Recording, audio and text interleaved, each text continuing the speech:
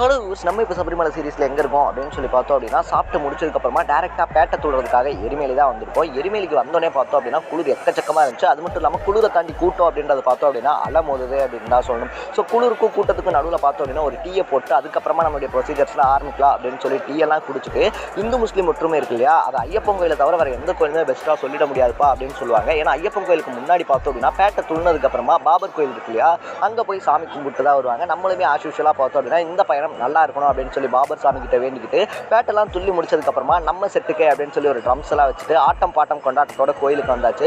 ஒரு குளியலையும் போட்டாச்சு. குளியல் போட்டதுக்கப்புறமா பட்டை போடலன்னா எப்படி அப்படின்னு சொல்லிட்டு இங்கே வந்து பார்த்தோம் அப்படின்னா பேட்டை துள்ளதுக்கப்புறமா எரிமேலியில் ஒரு பட்டை அப்படின்றத போட்டு பம்பைக்கு கிளம்பியாச்சு. ஸோ பம்பையில் போய் அடுத்து நம்ம ஐயப்பனை தான் பார்க்க போகிறோம். அங்கே என்னென்ன மாதிரியான விஷயங்கள்லாம் நடக்க போகுது அப்படின்றத நீங்கள் அடுத்த ஷாட்டில் தெரிஞ்சுக்கலாம். அதுக்கு முன்னாடி இதே மாதிரி இன்ட்ரெஸ்டிங்கான விஷயங்களை ஐயப்பன் சீரிஸை நீங்கள் மறக்காமல் பார்க்கணும்னு நினச்சிங்கன்னா நம்ம சேனலை சப்ஸ்கிரைப் பண்ணிக்கோங்க.